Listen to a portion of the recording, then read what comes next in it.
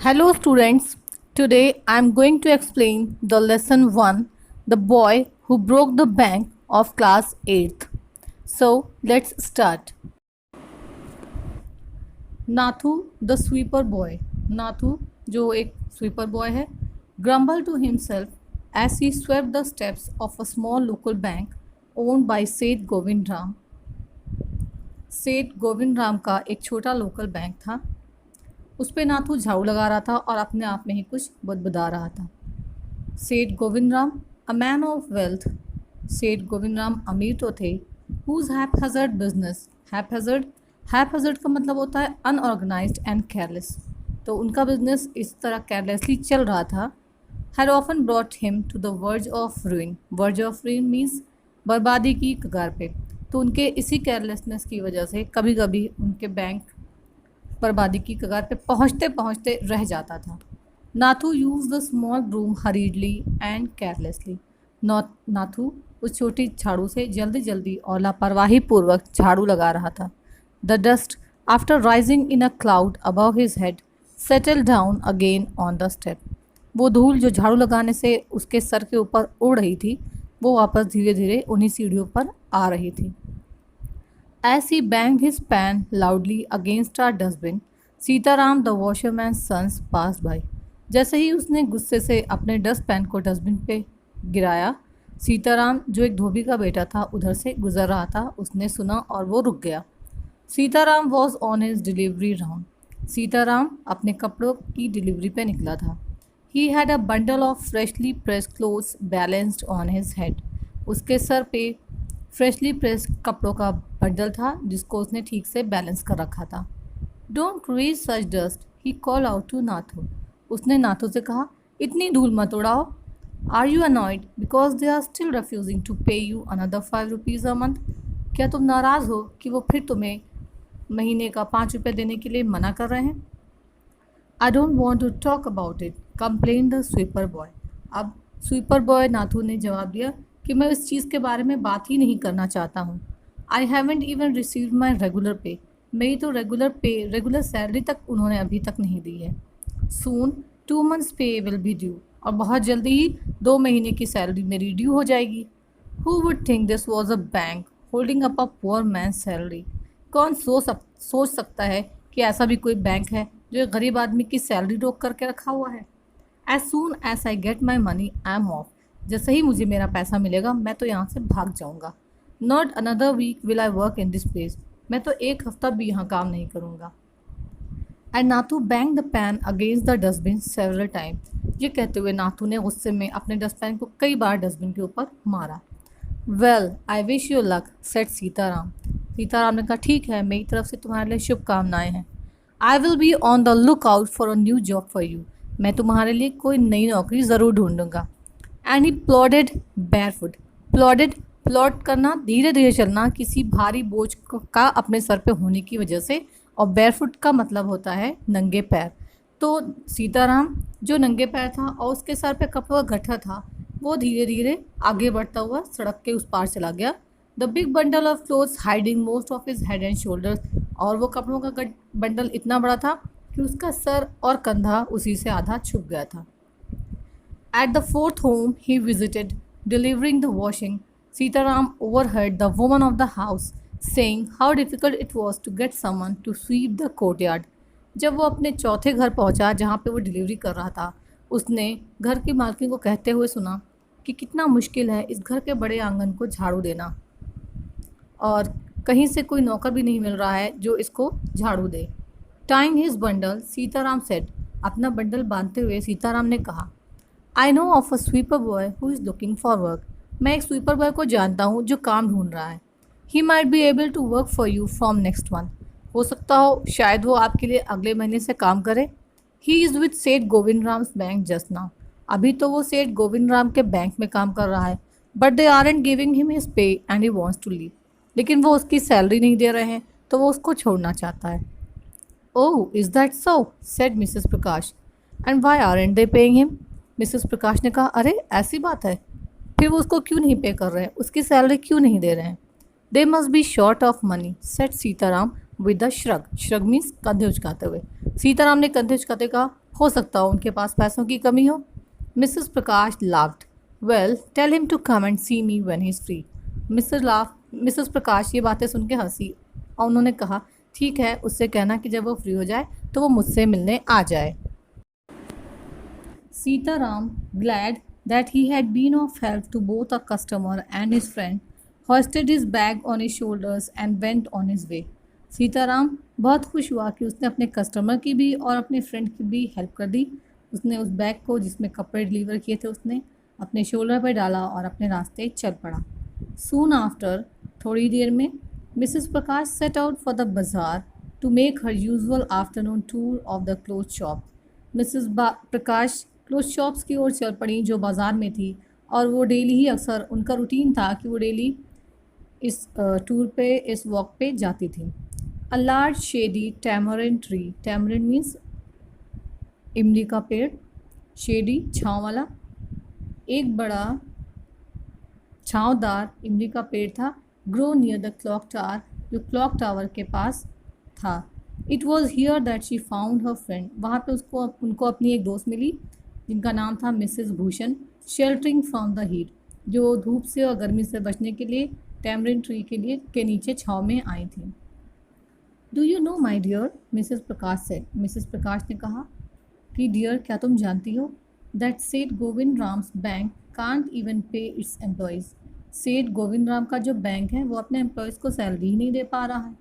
Only this morning I heard a complaint from the sweeper boy who hasn't received his pay for 2 months। मुझे ये news आज ही पता चली। वहाँ का एक स्वीपर बॉय था जिसने बताया कि उसे 2 महीने से सैलरी ही नहीं दी गई है। It's disgraceful, exclaim Mrs Bhushan. Mrs Bhushan ने कहा, ओह, ये तो बड़े शर्म की बात है। If they can't pay the sweeper they must be in a bad way, अगर वो अपने स्वीपर को सैलरी नहीं दे पा रहे हैं तो ये तो बहुत बुरी बात है। None of the others can be getting paid either, इसका मतलब वो बाकी लोग को भी नहीं पे कर पा रहे हैं। Mrs Bhushan left Mrs Prakash at the tamarind tree and went in search of her husband.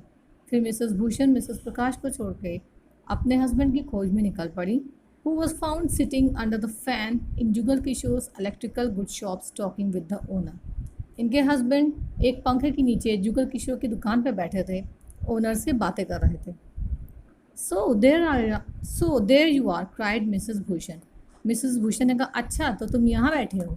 I have been looking for you for nearly an hour, मैं करीब 1 घंटे से तुम्हें ढूंढ रही हूँ। I don't know what's happening in to this town, did you know the bank is going bankrupt. मुझे नहीं पता इस टाउन में क्या चल रहा है, क्या तुम्हें पता है कि बैंक बैंकरप्ट होने वाला है, दिवालिया होने वाला है। वॉट डिड यू से, said mister Jugal Kishore sitting up suddenly. Mister Jugal Kishore अचानक उठ के बैठ गए। उन्होंने कहा, अरे तुम क्या कह रही हो, विच बैंक, कौन सा bank. Why, Seth Govind Ram's bank, of course. I hear they have stopped paying the employees. Mrs Prakash ने कहा, क्यों, तुम्हें नहीं पता है कि सेठ गोविंद राम का बैंक है जो बैंकरप्ट होने वाला है, और उन्होंने अभी तक अपने एम्प्लॉयज़ को सैलरी भी नहीं दिया है। No salary for over 3 months, 3 महीने से सैलरी नहीं दी गई है। Don't tell me you have an account with them Mr Kishore. अब मिस्टर किशोर, मुझसे ये मत कहना कि तुम्हारा भी अकाउंट उसमें है। No but my neighbour has, he said. उन्होंने कहा, नहीं, मेरा तो नहीं, लेकिन मेरे पड़ोसी का है। And he call out to the keeper of the barber shop next door. फिर उन्होंने चिल्लाते हुए बार्बर शॉप के कीपर को बुलाया। Faiz Hussain, have you heard the latest.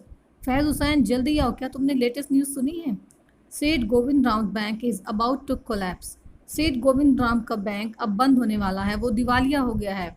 You would better take your money out while there still time, अभी भी वक्त है, जल्दी से अपना पैसा उस बैंक से निकाल लो।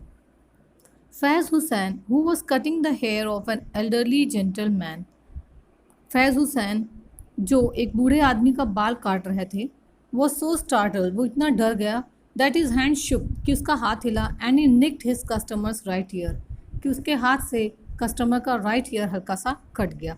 The customer yelped with pain and distress, जो कस्टमर था, जो एल्डरली जेंटलमैन था, वो पेन और डिस्ट्रेस से अचानक चीख उठा।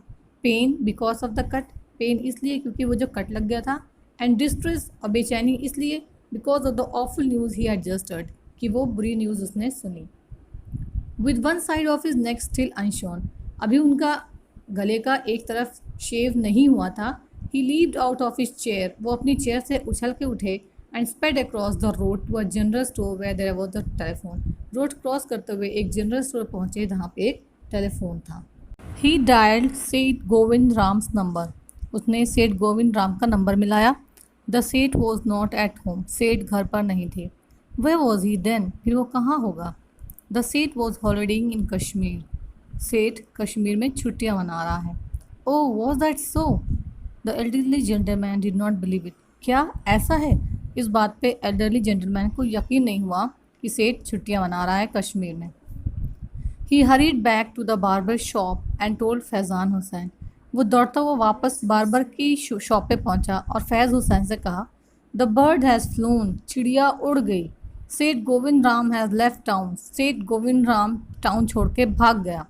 Definitely it means a collapse, इसका मतलब 100% ये बैंक दिवालिया हो गया है।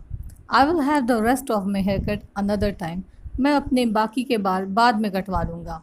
And then he dashed out of the shop, उसके बाद वो दुकान से तेज़ी से निकल के भागा। Making a bee line for his office and cheque book, एक बी लाइन बनाता हुआ अपने ऑफिस और चेक बुक की तरफ। मेकिंग अ बी लाइन का मतलब होता है कि अगर हम किसी काम के लिए निकले, बाय द वे अगर हमें कपड़ा ख़रीदना है तो हम कहीं और ना जाते हुए सीधे उस कपड़े की शॉप पे गए, या हमें कोई पेंसिल लेना है स्टेशनरी से तो कहीं और ना जाते हुए हम सीधे उस स्टेशनरी की तरफ गए। This is called making a bee line. तो वो सीधे अपने ऑफिस चेकबुक लेने के लिए गए। The news spread through the bazaar with the rapidity of a forest fire, news जंगल की आग की तरह पूरे बाजार में फैल गई। From the general store it travel to the tea shop, circulated among the customers and then spread with them in various directions to the pawn seller, the tailor, the fruit vendor, the jeweler and the beggar sitting on the pavement. News इतनी तेज़ी से फैली जंगल की आग की तरह कि वो हर जगह पहुंच गई, चाय की दुकान से लेकर के बेगर तक के पास ये न्यूज़ पहुंच गई। कोई भी आदमी नहीं बचा जिसको ये न्यूज़ ना पता हो। Man stood in groups eight street corners discussing the situation, अब गली के नुक्कड़ों पे लोग ग्रुप बना बना के खड़े हो गए और इस सिचुएशन के बारे में बातें करने लगे। The small town in the foothills seldom had a crisis, इस छोटे टाउन में बहुत मुश्किल से ही कभी कभी इस तरह की मुसीबतें आती हैं और यहाँ पे आज तक कभी फ्लड यानी बाढ़, अर्थक्वेक यानी भूकंप या ड्राउट यानी सूखा, आज तक कभी इस तरह की कोई भी आपदा नहीं आई। And so the imminent crash of the local bank set everyone talking and speculating and rushing about in a frenzy।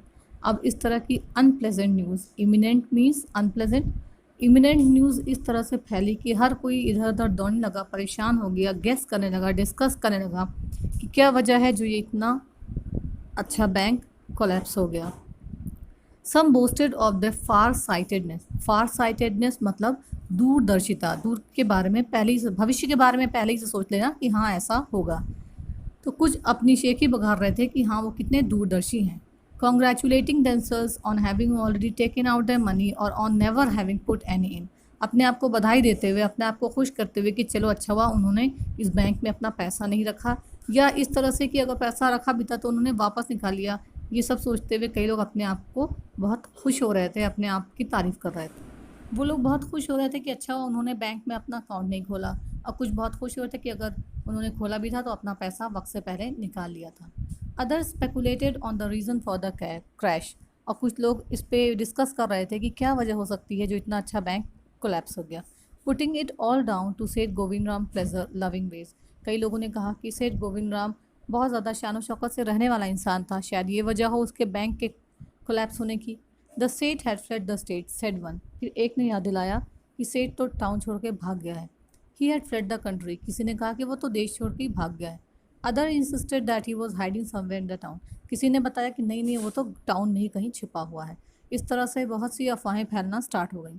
Someone who had a relative working as a clerk in the bank decided to call him and get the fact, फिर भीड़ में से किसी एक शख्स ने सोचा कि चलो बैंक में जो मेरा एक रिलेटिव है जो क्लर्क का काम करता है, ला उससे ही मैं न्यूज़ फ़ोन करके पता करता हूँ। I don't know anything about it said the clerk, अब क्लर्क ने जब ये न्यूज़ सुनी तो उसने कहा मुझे कुछ नहीं पता इसके बारे में, except that half the town is there, बस मुझे ये पता है कि आधे से ज़्यादा टाउन इस वक्त मेरे बैंक के पास खड़ा है, trying to take their money out, अपना अपना पैसा निकालने के लिए। Everyone seems to have gone mad, मुझे लगता है कि सब लोग पागल हो चुके हैं। There is a rumour that none of us you has been paid, एक अफवाह फैली है कि तुम लोगों में से किसी को भी सैलरी नहीं दी गई है, ऐसा उसने क्लर्क से पूछा। क्लर्क ने जवाब दिया, well the clerks have had their salaries. नहीं, सारे क्लर्क्स को तो सैलरी मिल चुकी है। We wouldn't be working otherwise. अगर ऐसा ना होता तो हम शायद यहाँ काम भी ना कर रहे होते। It may be that some of the part time workers are getting paid late. हाँ, ये हो सकता है कि कुछ पार्ट टाइम वर्कर्स हैं जिनकी सैलरी थोड़ा देर में मिलती है, but that isn't due to a shortage of money. लेकिन ये इस वजह से नहीं है कि पैसे की कमी हो गई है। It's just that the clerk who looks after the payments is on sick leave. वो सिर्फ इस वजह से है कि वो क्लर्क जो पेमेंट देखता है वो बीमारी की वजह से छुट्टियों पर है। You don't expect me to do his work do you? And he put the telephone down. फिर उसने गुस्से में ये कहते हुए फ़ोन रख दिया कि अब मुझसे ये मत उम्मीद रखना कि मैं उसका काम मैं करूँ। Okay, students, this is enough for today. Tomorrow we shall start the rest of the chapter. Thank you.